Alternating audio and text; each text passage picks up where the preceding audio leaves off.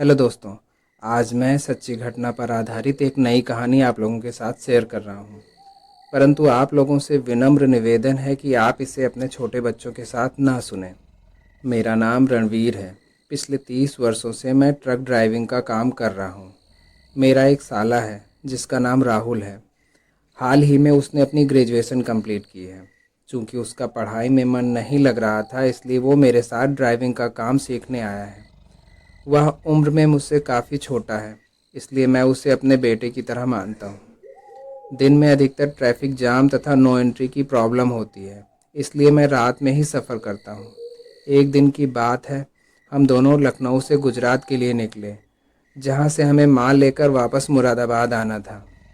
क्योंकि सफ़र बहुत लंबा था और राहुल ने हाल ही में ट्रक चलाना सीखा था, इसलिए मैं उसे रास्ते के बारे में और ट्रक से संबंधित कुछ नसीहतें भी दे रहा था कि रास्ते में अगर कोई हाथ दे तो ट्रक को रोकना नहीं, कभी भी शराब पीकर गाड़ी मत चलाना, कभी भी कोई ऐसा काम ना करना जिससे किसी का नुकसान हो जाए।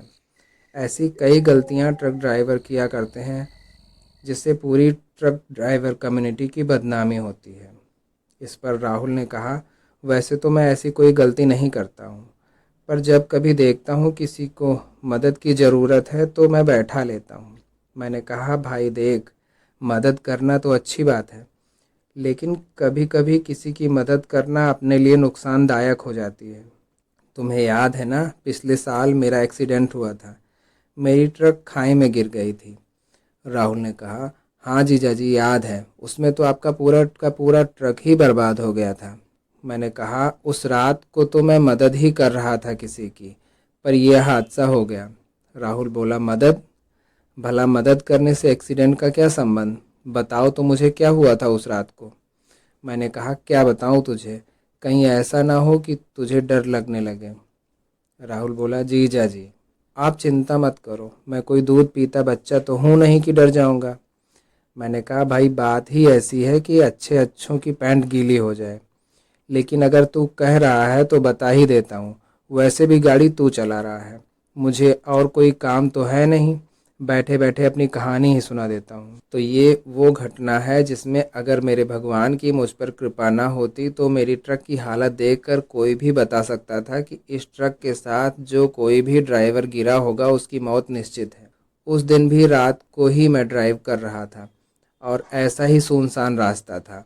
मुझे मेरे गुरुजी ने पहले से ही बताया था कि रास्ते में हर बार आपको हाथ देने वाला या फिर आपकी गाड़ी को रुकवाने वाला कोई इंसान हो, ये ज़रूरी नहीं है। इतने पर राहुल ने मजाक के अंदाज में कहा, इंसान नहीं होगा तो भला कोई जानवर आपकी गाड़ी क्यों रुकवाएगा? मैंने कहा, भाई मुझे लगता है कि तुझे भूत प्रेत और आत्माओं पर कोई विश्वास नहीं है, या फिर अभी तू ऐसे किसी चक्कर में पड़ा नहीं है। राहुल ने कहा, जीजा जी आप ये कैसी बातें कर रहे हो? भूत प्रेत आत्माएं केवल कहानियों में होते हैं, रियल लाइफ में ऐसा कुछ थोड़े ही होता है। और कई बार रात को मैंने भी सफ़र किया है, पर मेरे साथ ऐसा तो कुछ नहीं हुआ। मैंने कहा, बच्चे ऐसा है, जिस दिन ऐसी किसी चीज़ से तेरा सामना होगा ना, सच बताता हूँ, पैंट ना गीली हो जाए तो कहना, पर भगवान ना करे ऐसा कुछ भी तेरे साथ हो। राहुल ने बात काटते हुए कहा, हाँ पर आप बताओ जो बता रहे थे। मैंने आगे कहा, उस दिन रात को लगभग 3 बजने ही वाले थे। रास्ता थोड़ा पहाड़ी वाला था, आसपास खाइयाँ थीं। कुछ दूरी चलने के बाद एक गांव आया। गांव को पार करने के लगभग 1 किलोमीटर बाद ही मुझे बाएं से एक परिवार दिखाई दिया, जिसमें एक पत्नी अपना एक छोटा सा बच्चा लिए मुझसे लिफ्ट मांग रही थी। अगर ये लोग मुझसे रात को 12 या 1 या 2 बजे गाड़ी रोकने को कहते तो मैं ना रुकता, पर मैंने सोचा अभी तो सुबह होने ही वाली है और ये लोग परेशान दिख रहे हैं, तो मैंने गाड़ी रोक दी। पति पत्नी की उम्र लगभग 30-35 वर्ष रही होगी। मैंने पूछा, हाँ भाई क्या हुआ, बताओ। तो उस महिला ने कहा, भाई साहब मेरे बच्चे की तबीयत बहुत ख़राब है, हमें आगे किसी हॉस्पिटल तक छोड़ दीजिए, हम इसे ही दिखाने जा रहे हैं। हमारे पास कोई साधन तो है नहीं, जब ज़्यादा तबीयत खराब हो गई तो हमें रात में ही निकलना पड़ा। उस औरत का पति कंधे पर अपना बच्चा लिए बस हाथ जोड़े खड़ा था कि भाई साहब बस कैसे भी ले चलो हमें। यह सब सुनकर और उनकी स्थिति देखकर मुझे थोड़ी दया आ गई, तो मैंने गाड़ी का दरवाज़ा खोल दिया कि वो अंदर आ जाएं। मैंने कहा, आप आ जाइए, रास्ते में जहाँ भी कहेंगे मैं उतार दूंगा। जब वो दोनों पति पत्नी अपना बच्चा लिए गाड़ी में चढ़ गए तो मैंने गाड़ी आगे बढ़ा दी। गाड़ी चलते चलते लगभग 10-15 मिनट तक हो गए, पर उन दोनों में कोई हरकत नहीं हो रही थी।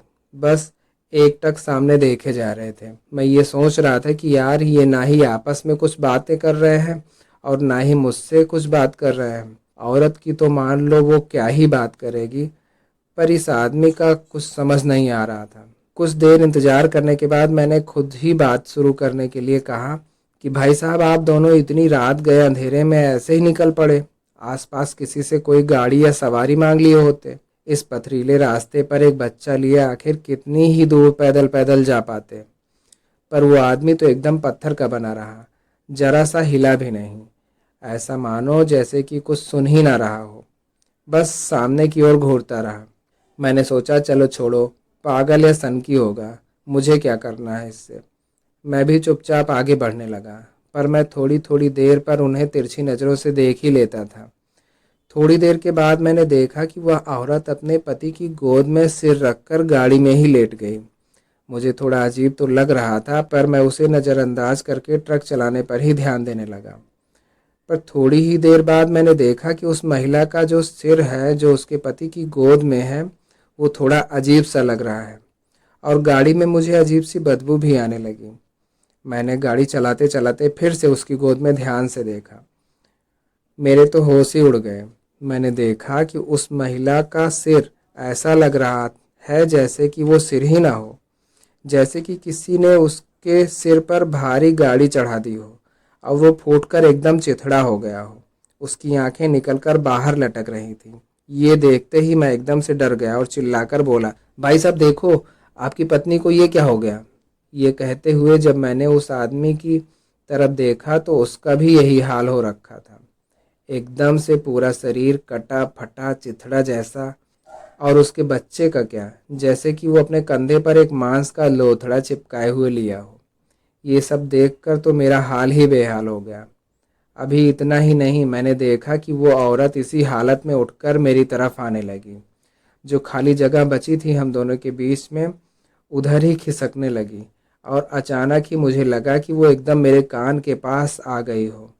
ऐसा लग रहा था कि जैसे उसकी सांसें मेरे कानों पर लड़ रही हों और वो कहना चाह रही हो कि ऐसे तुम जैसे लोगों के कारण ही ना जाने कितने ही लोगों को अपनी जानें गंवानी पड़ती हैं। उसी के पीछे पीछे वो आदमी भी आकर मेरी दाईं ओर से मुझसे लिपटने लगा। अपने दोनों हाथों की माला बनाए मेरी गर्दन को जकड़ने लगा। मैं बड़ी मुश्किल से गाड़ी की स्टीयरिंग को संभाले हुए था और मैं चिल्ला भी नहीं पा रहा था, जैसे कि मेरा गला एकदम से रुंध गया हो। धीरे धीरे मेरी आंखों के आगे अंधेरा सा छाने लगा। इस समय मेरी गाड़ी एक ढलान पर थी, जिसके बगल में कई खाइयां भी थीं। बैलेंस बिगड़ने की वजह से लगभग एक 60-70 फुट गहरी खाई में मेरी गाड़ी लुढ़क गई। चूंकि स्पीड भी थी, इस वजह से पलटकर उल्टी हो गई और सारा माल उस खाई में बिखर गया। जब मैं गिर रहा था तो मुझे लग रहा था कि वो दोनों भी मेरे साथ ही साथ गिर रहे हैं। पर इसी बीच मेरा वो बैग जो मेरे गुरुजी ने मुझे दिया था कि हमेशा इसे अपने पास ही रखना, वो गाड़ी की डैशबोर्ड पर ही था। वो न जाने कैसे मेरे हाथों में उलझ सा गया। मैं उस बैग के साथ साथ ही गिरा। तुम्हें याद होगा कि मेरी ट्रक तो लगभग खत्म हो गई थी, पर मुझे बस हल्की फुल्की चोटें आई थी। मुझे डॉक्टर ने एडमिट भी नहीं किया था। उस दिन रात को मैं घंटों तक पड़ा रहा वहीं। जब मुझे होश आया तो मैंने देखा कि सुबह की धूप निकल गई है। पास के गांव के सैकड़ों लोग वहां खाई के पास जमा थे। कुछ लोग मेरे ऊपर पानी के छींटे मार रहे थे। एक दो लोग मेरे हाथ पैरों के पंजे को रगड़ रहे थे। उस गांव के एक व्यक्ति ने मुझसे कहा कि उनका कुत्ता सुबह 4 बजे से ही भौंक रहा था और उनका कुर्ता खींच रहा था, जैसे कि वो मुझे यहाँ तक लाना चाह रहा था। जब मैंने एक्सीडेंट देखा तो घर पर फ़ोन करके गांव वालों को बताया। इस सब के बाद तो मुझे मेरे भगवान पर और भी विश्वास बढ़ गया। मैंने घर आकर अपने गुरुजी का शुक्रिया भी अदा किया कि उन्होंने सुरक्षा कवच से मेरी रक्षा की। यह सब सुनकर राहुल को भी भगवान पर थोड़ा विश्वास बढ़ गया, पर साथ ही सिरकटी औरत, आदमी, मांस का टुकड़ा, निकली हुई आंखें और जाने क्या क्या सोचकर राहुल को थोड़ा डर भी लगने लगा। उसने कहा, जीजा जी अब बहुत हो गया, आपकी कहानी सुनते सुनते मुझे भी डर लगने लगा है। मैंने कहा, देख भाई, मैं तुझे डरा नहीं रहा हूँ, बस बता रहा हूँ कि चाहे कुछ भी हो जाए रात में गाड़ी मत रोकना, चाहे कोई भी हो। और रही मदद की बात, तो भगवान है, वो किसी न किसी तरह सबकी मदद कर ही देता है। लेकिन तू खास तौर से रात में मदद का ठेका बिल्कुल ही ना लियो। दिन में मदद कर देना वो सही है, पर रात में भूत प्रेत आत्माएं पिशाच पता नहीं क्या क्या घूमते रहते हैं, ऐसे किसी चक्कर में बिल्कुल भी मत पड़ना। यह सब बताते बताते मेरा ध्यान गाड़ी की डैशबोर्ड पर पड़े उस झोले पर गया जिसे मेरे गुरुजी ने दिया था। मैंने कहा, देख राहुल, ये वही झोला है जिसे मैं हमेशा अपने पास रखता हूँ। ये सारी बातें होने के बाद राहुल एकदम शांत सा हो गया।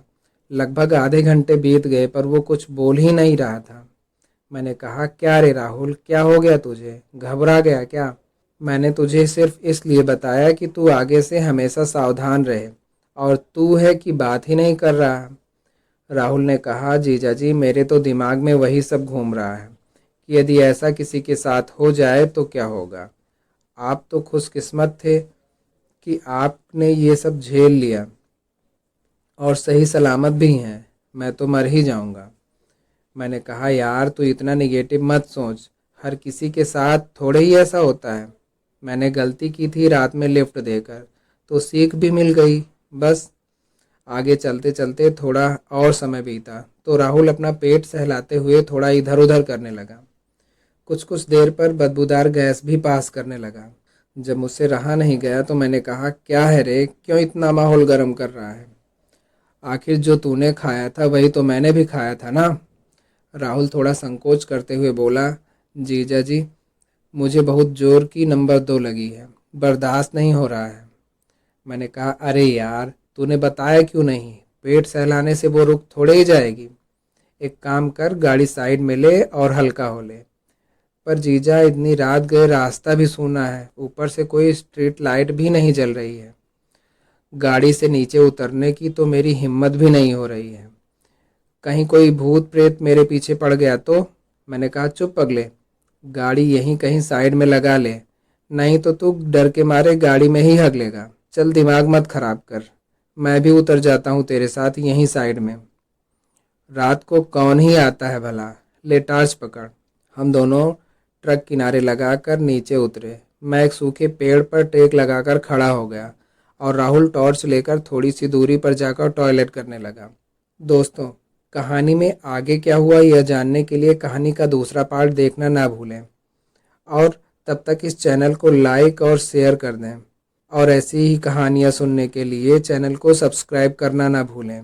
दोस्तों, मैं एक छोटा सा क्रिएटर हूँ, मेरे उत्साहवर्धन हेतु आप अपनी राय और सुझाव कमेंट के माध्यम से अवश्य भेजें। धन्यवाद।